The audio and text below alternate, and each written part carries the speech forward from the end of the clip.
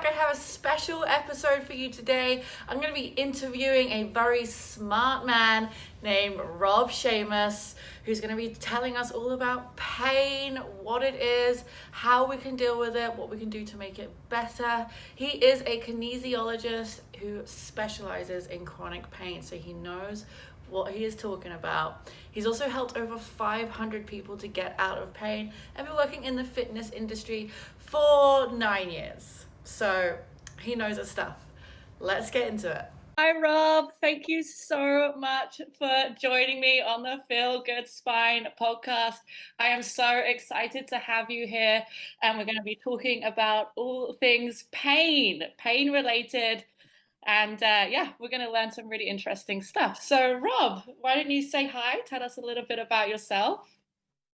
Hey, listeners. My name is Rob. I am a kinesiologist, and as Claudia knows, my nickname is the pain guy in our circles. I started as an athletic trainer at UBC Okanagan, where I got my degree in kinesiology. Then I started to manage a healthcare clinic where I started to specialize in chronic pain, worked as a personal trainer at Equinox, where Claudia and I met. And then currently I'm a director working at a startup called Ginkgo Health. We're developing an app to solve the physical inactivity crisis that's developing as our population ages. Wow. That is awesome. And I must say, Rob is one of the smartest guys I know, and especially when it comes to pain and this kind of stuff. So I just knew that he was going to be absolutely perfect for this. So let's crack on to it, Rob. So tell me a little bit about what is pain to start. Yeah, that's a fair question. It's a big question. So I think it's really important to be quite blunt. Pain is a sensation inflicted on our bodies by our brains. So I think most people believe that pain is something that's in our bodies and that it's always a sign of tissue damage, but it's really not. It's inflicted on the site in the body by our brains when certain fibers are sufficiently stimulated. But that pit stop in the brain is where things like our personalities, our past experiences, and our beliefs can have an effect on the intensity or even the presence of pain in general. So it's not something that's inherent to the body, even though it feels like that. It's inflicted by the brain. Interesting. It's inflicted by the brain. Okay. Yeah. So people think we have pain receptors, for example, in the body, right? Like that are just our nerves get stimulated enough, and then that causes pain. But what's really happening is we have something called nociceptive fibers. They detect pressure, they detect pH, they detect temperature. And if those are sufficiently stimulated, that gets sent to the spinal cord. That information gets sent up the spinal cord to the brain. It comes back down the spinal cord, and the brain inflicts the sensation of pain on a region. So it's a little complicated, but it's not that pain is here. It's that pain is in the brain, and it's telling you to look here because something is stimulating that area sufficiently. Very interesting. Because you always think, like, if something hurts, you're like, this area like is really, really painful. But I guess, that makes sense that it's not really that's painful. It's your brain making it sound like it's like saying, look here, like you've got an issue here. Yeah. You need to fix it. Yeah, that's the idea, is that your brain is trying to get you to pay attention to an area. I always say it's like a smoke alarm.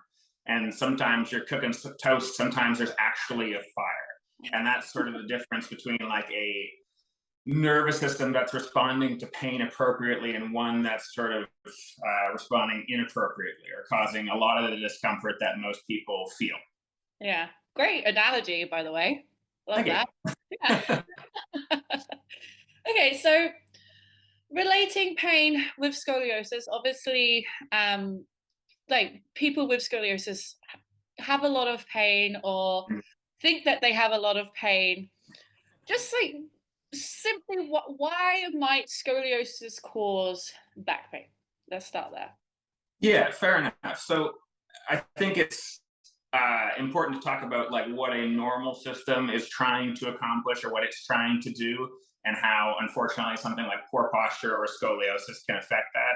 So if we're looking at the spine from sort of a side view, you'll notice like a slight S curve to that shape. The idea there is that the S is supposed to act as kind of a spring to help us absorb load, to help balance the head, to do all those kinds of things. But unfortunately for individuals with scoliosis or just poor posture in general, when we're far outside of that alignment for long periods of time, it can have a real effect down the chain. So it's our body doesn't really care about ideal postures. It's always just trying to get the job done in the most efficient way with what it's presented. So in the case of something like scoliosis, where people might have a misalignment of the discs, you know, our brain doesn't care. It's going to try to solve the problem of keeping you moving, of keeping you athletic in any way that it can. And it's probably going to do that at the expense of the joints themselves. So for example, even in something like poor posture, if we're sitting at a desk for 8 hours and we have to look at a screen, and so we've got that head forward posture, that is actually a really good solution to that problem. That is energy efficient because you're just sort of sitting on the bones in your neck and you're sitting on the passive tissues like your ligaments, and those don't take energy. So your brain's like, awesome, I solved this problem. I'm going to use no energy. Rob can continue to stare at this screen all day long. But it does this at the expense of our joints, right? Yeah, that's like we criticize our bodies, which is unfortunate because it's like they're doing what they were built to do. Our brain is solving that problem incredibly well. For somebody with scoliosis who has that misalignment, your brain wants to keep you moving. And, you know, 100 years ago, we used to die from the flu or a lion. So it's like your brain doesn't care about ideal postures and making these joints last the longest. It cares about energy efficiency.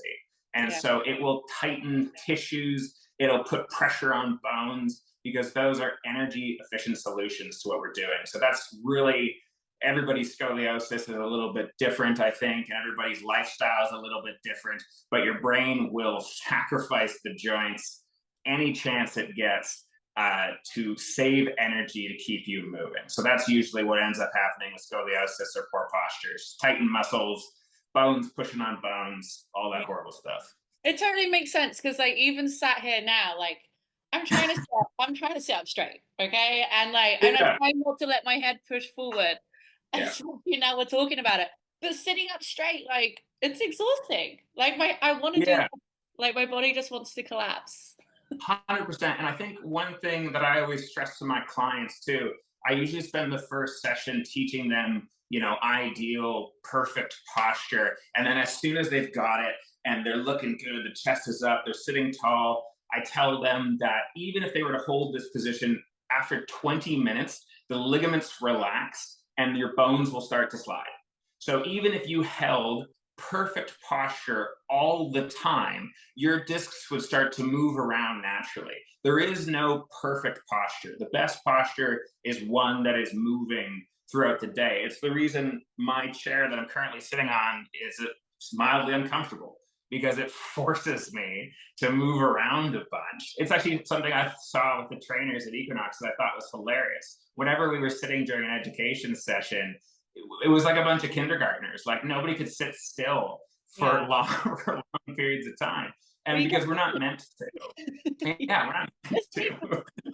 Yeah, our bodies love movement. And so it's important to recognize that like sitting in any posture for 8 hours a day or for long periods of time, anything more than like 20 or 30 minutes, and your body's gonna start making decisions at the expense of your joints in the name of energy. Yeah. Okay, that makes sense. That's why I'm kind of jittery now, I guess. My body wants to sit down, but sometimes you just got to sit down. So we just have 100%. I love a good sit. So that's really, really interesting. Keeping it in the kind of the theme with scoliosis, I know sciatica is another kind of major pain issue that people get with scoliosis, and with scoliosis or without it, a lot of people have it, and it's been a question that I get frequently with clients and people that I work with scoliosis. I'm just wondering, like, how you can, like, just describe how is pain by sciatica caused, and how does it affect the body? Yeah, on just a really basic level, sciatic pain is just an overstimulation of the nerve somewhere along its path. So the Mm. sciatic nerve runs from the spine, it runs through the hips, it runs down the legs. And so it's, you know, it's annoying to talk to any healthcare practitioner because they'll tell you the answer is always like, it depends. Like, it's always different sort of person to person. But sciatic pain in particular is really interesting because it comes up a lot. Like the clinic I worked at, I worked with a chiropractor, a wonderful chiropractor, and sciatic pain is so common. But it's also a wonderful opportunity to talk about how different our bodies are. So the sciatic nerve, when it goes through the hips, there's a muscle in there called the piriformis, and it's a stabilizing tissue, and it gets blamed all the time by every single practitioner. It's very rude. It's just sitting there trying to do its job, and it gets blamed all the time. 20% of the population, the sciatic nerve actually innervates the piriformis. But for 80% of the population, the nerve just runs right by it, right? So it might be that when we're sitting, as most of us are doing throughout our day, for anybody who's sitting, really, that nerve is seriously stretched, right?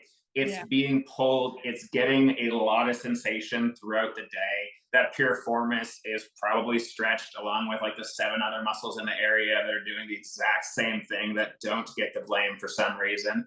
But maybe it's just that those individuals who are experiencing sciatic pain are part of the 20% that have those tissues innervated by that nerve, right?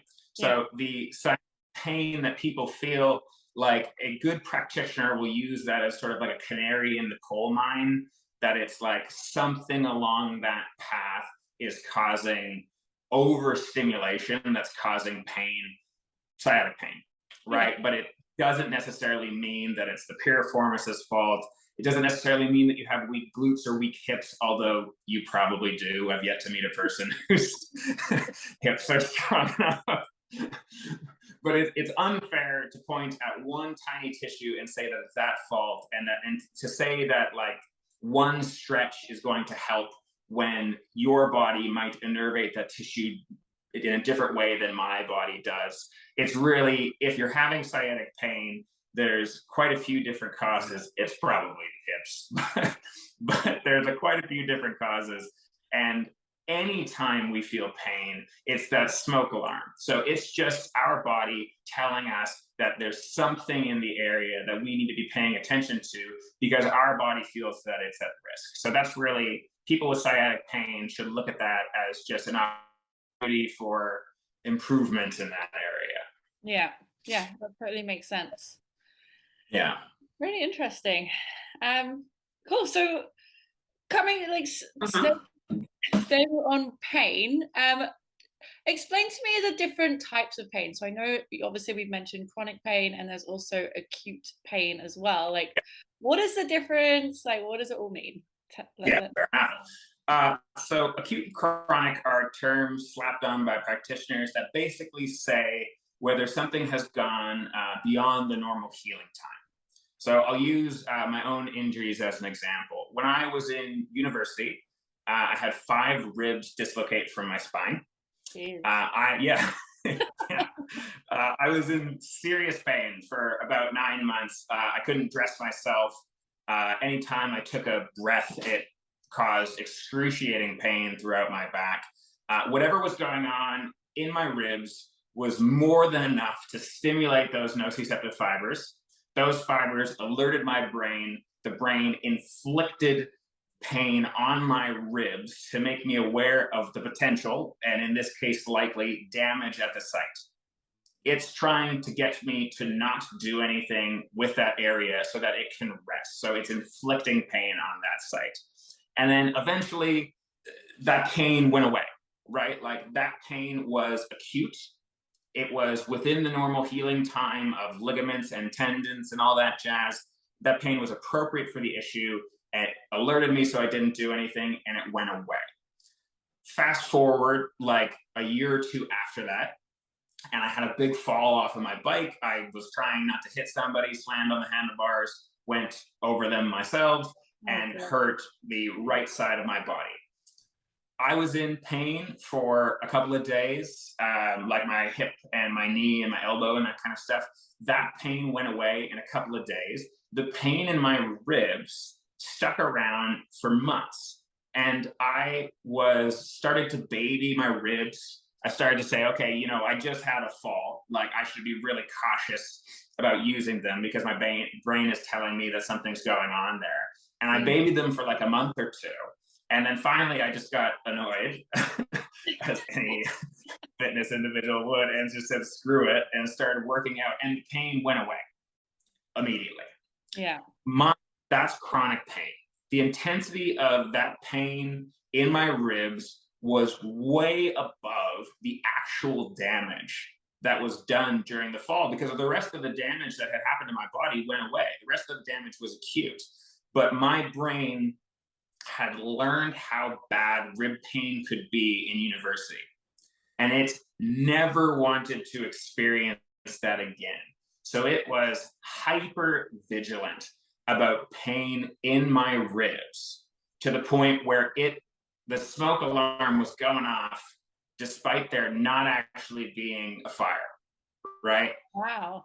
Yeah. Because my brain had learned that response, right? So it's that sort of misappropriate response that our brains are trying to keep us alive when something intense or constant pain threatens it. Our brains continue to inflict pain on an area that's damaged because it just doesn't want to do that again. I feel pain in my ribs when I'm about to get the flu because my nervous system is on high alert defending something. And it's like just a little bit more cautious than it normally is. And so I'll start to feel that in my ribs before I get the flu. And then I know when my old high school ankle injuries flare up, then I'm like, oh no, I'm about to go down. So chronic pain is, you can think of that smoke alarm, right? That how accurate your smoke alarm is determines whether something is acute or chronic. If you're cooking toast and your smoke alarm's going off, that's chronic. That is a disproportionate response to what's actually happening. If you just got injured and you've got 9 out of 10 pain, like, you know, there's actually a fire, like give it some rest. Yeah. Okay. Wow. That brings me on to my next question. Like, can pain ever just be all in your head? Yeah. So this is where it gets interesting, in my opinion, and some clients get very offended. Yeah. All pain is in your head. Yeah. So it's always in your head. And that's what makes this so difficult to discuss with people, because if I was to say something blunt, which I usually do, like your pain is in your head, people assume I'm dismissing their pain as not real. Or they may think that I'm implying they're nuts. Because they're like, no, my pain is most definitely in my wrist. My pain is in my spine. And I'm trying to tell them it's in their brain. And so they think it's dismissive. But I think it's really important to say that all pain comes from your head.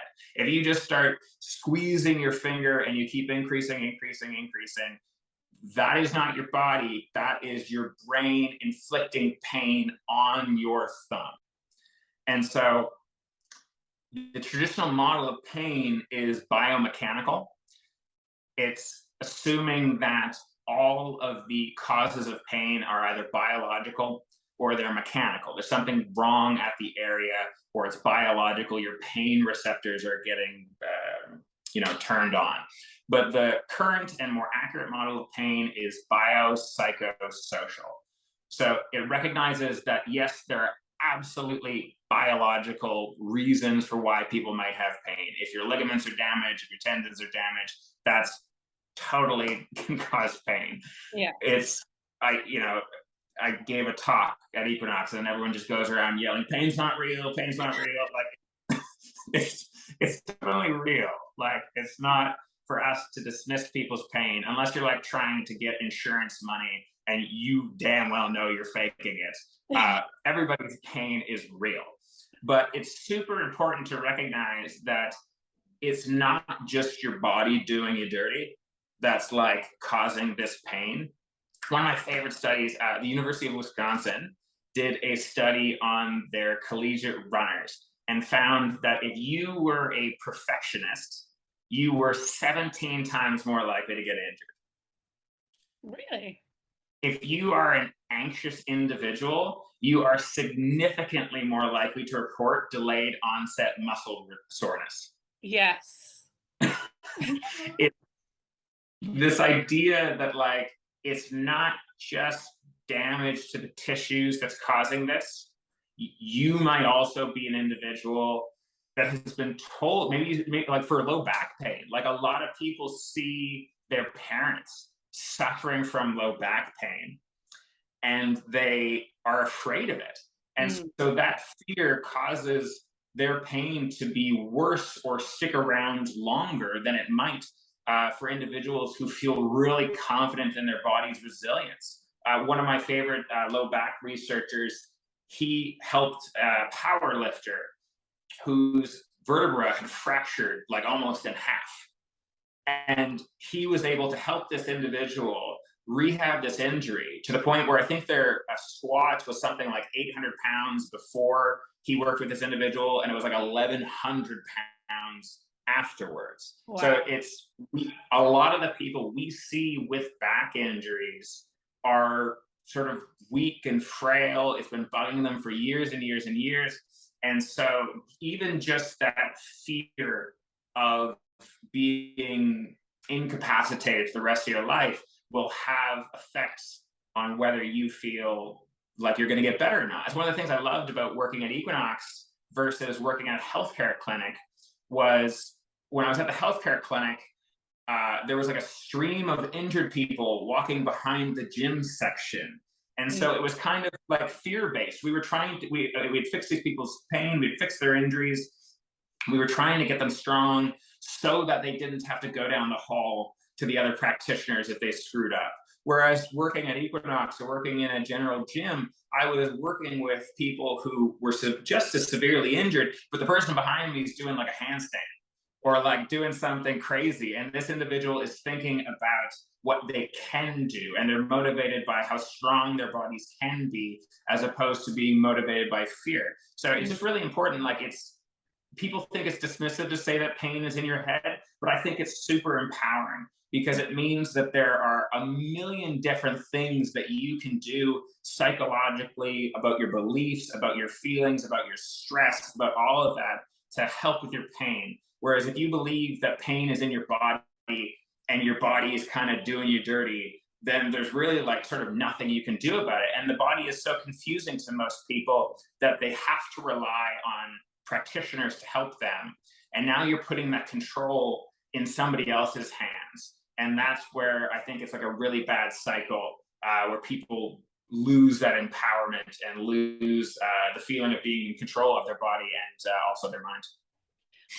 So interesting thought that I just had. If you're suffering with chronic pain, do you think one way that you could get rid of it would be like through therapy or meditation or psychedelics or something like that, instead of and then go through sort out the mental factor rather than maybe you just have chronic ankle pain but you don't, it's just well, I mean, so this is getting annoyingly nitty gritty, but that person does have chronic pain. But you're absolutely right. Like, you can, let's say somebody had that chronic pain and for some weird reason, they were not allowed to do anything physical. We weren't going to rehab their body whatsoever. You could 100% reduce their pain through effective meditation or through therapy.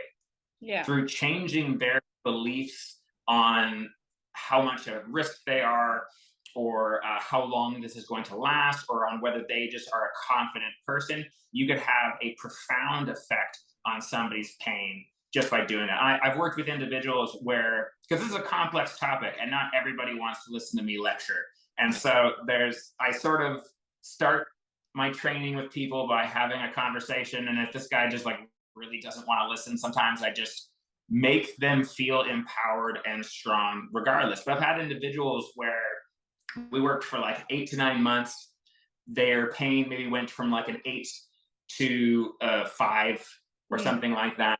And then I realized, okay, it's not just being strong. It's not just the biological contributions that are affecting this person. And then for that individual, we spent 3 sessions just sitting on the mat, having conversations that you and I are having now, and having a discussion about what pain is. And his pain went from a 6 to a 2, and at times he was pain-free. And that took 3 sessions, whereas the previous pain reduction took like months to just get like a few numbers down. Even there was one really cool study where it was professional ballerinas, and they took functional MRIs of them sitting like watching a movie just completely pain-free. Then they had them move in a way to aggravate their injuries, and their brain just lit up. They then took those ballerinas, had a 20-minute conversation with them about what pain was, put them back in the machine, and had them move in the same way. And the reductions in brain activity were huge just from a small educational session. I think people, when you realize that there's so much you can do for your body for stress, not just physicality, which a lot of people maybe don't feel super confident with, that's really empowering. So you could absolutely do something like therapy or meditation.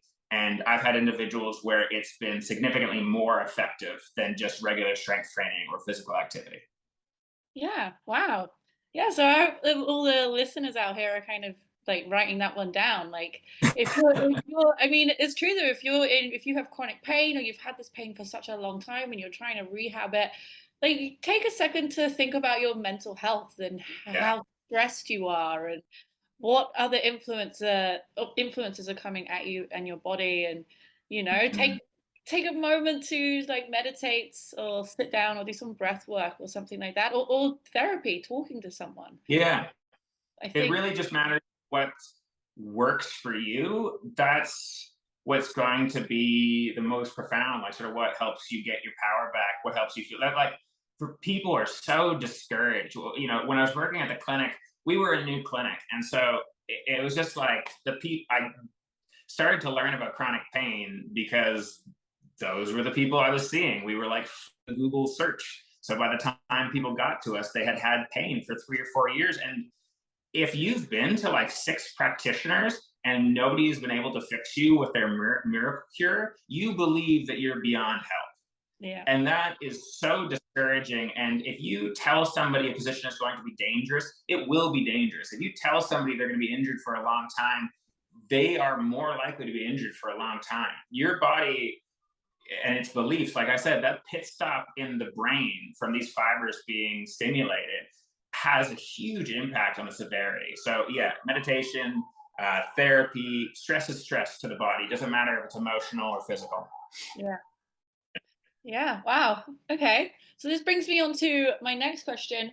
How would someone's lifestyle affect their pain, do you think? Yeah, I think it's a good segue from what we were just talking about. Like, especially with even like phones and that kind of stuff, like that blue light coming in, that's stimulating to the nervous system. I think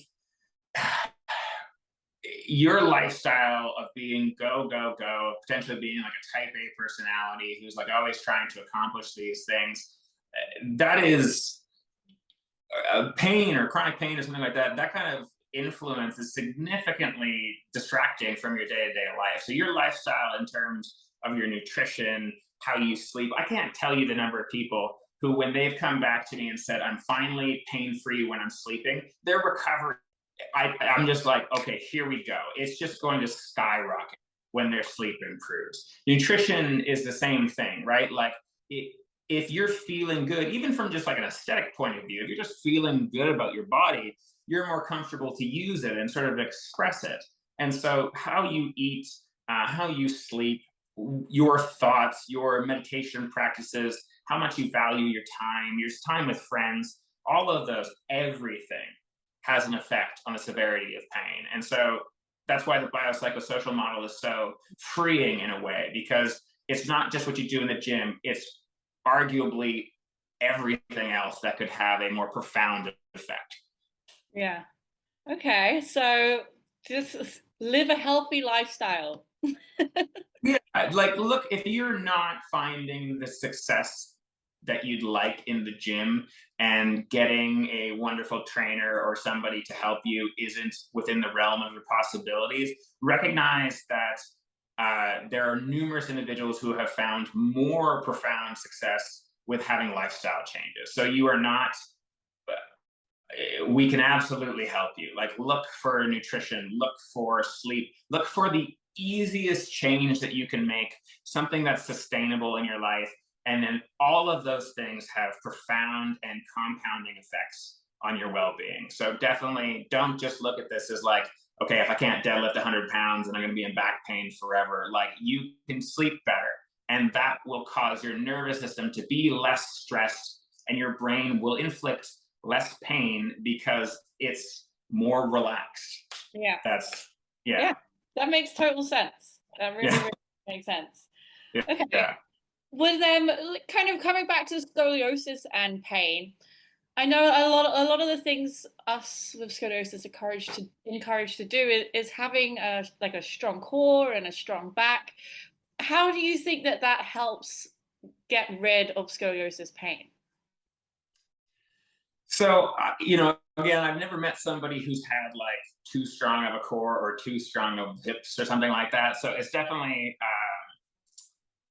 something I want to encourage. I don't want to discourage people away from physical activity. That's the exact opposite of what I want to do.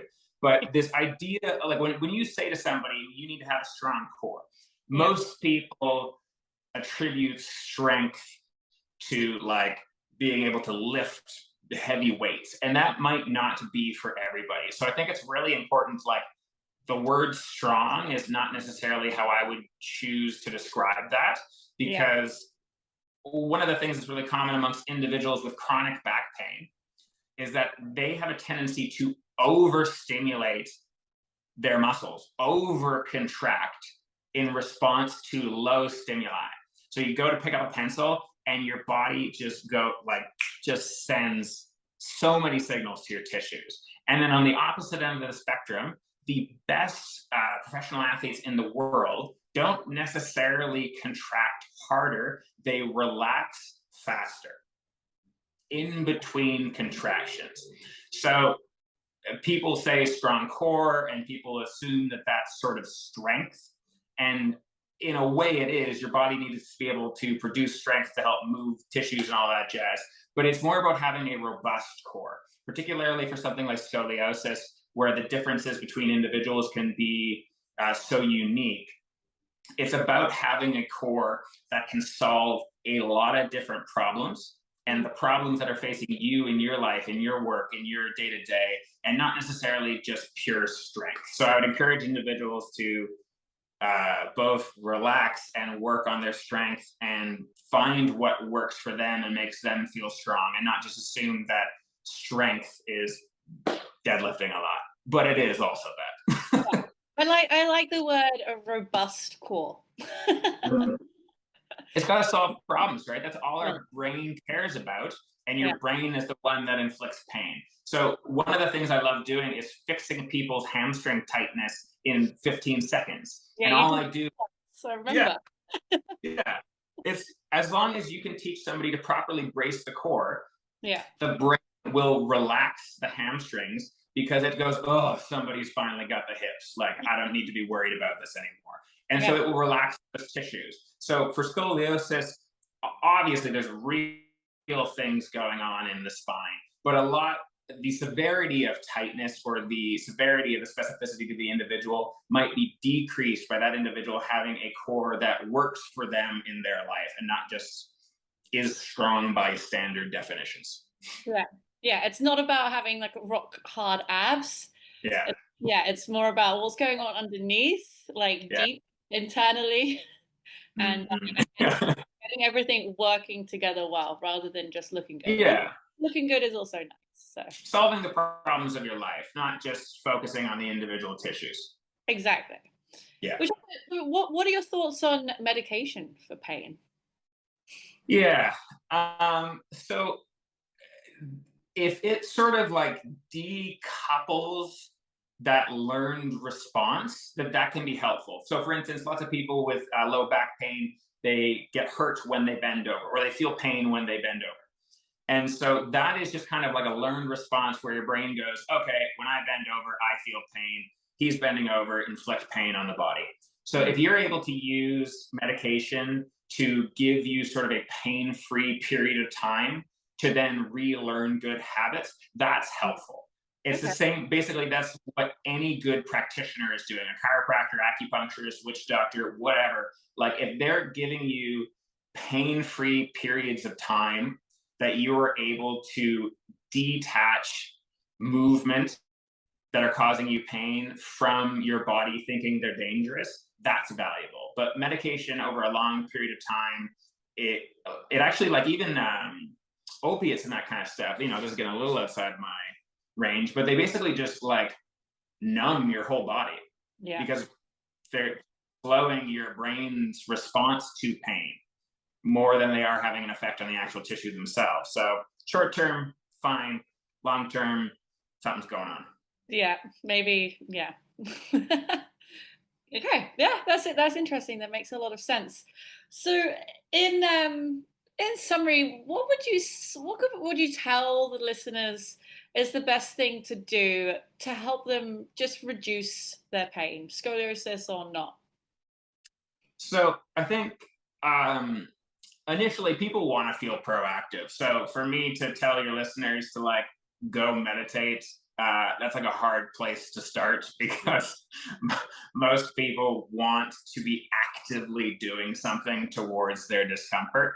So one of the things that I'm looking for as a practitioner when I deal with something and something people can do for themselves is start to get an idea of what positions bother them, what positions during their day are causing them pain. Then it's a matter of what I call exercise Advil. So let's say that like you have to sit at a desk all day. There's nothing you can really do about it. And that position causes you pain. Well, then what I would do is I would give this person like one exercise or two exercises, like a clamshell or like a core brace or something small that they can do that will help reduce that pain. And that starts to give their person's brain the idea that, okay, movement is medicine. Mm. Every time I'm in pain, if I do just a little bit of these exercises and make my body feel safe, then my pain is reduced. And you start to build that habit of movement being medicine. And that's really where your brain starts to go, oh, God, I like this thing. I like when he moves his hips and squeezes those tissues. So if you can have a list or start to think about what positions cause you pain, and then work with a professional or work online to think of one or two exercises that will help you reduce the intensity of that pain, and then start to make those habits as closely related as you can. Once you feel the pain, you do the exercises, then you leave them. Don't Yeah. make it 10 to 40, just a few to help release the pain. Go back to what you're doing. When you feel the pain again, go again. It's exercise Advil as opposed to regular Advil. Wow.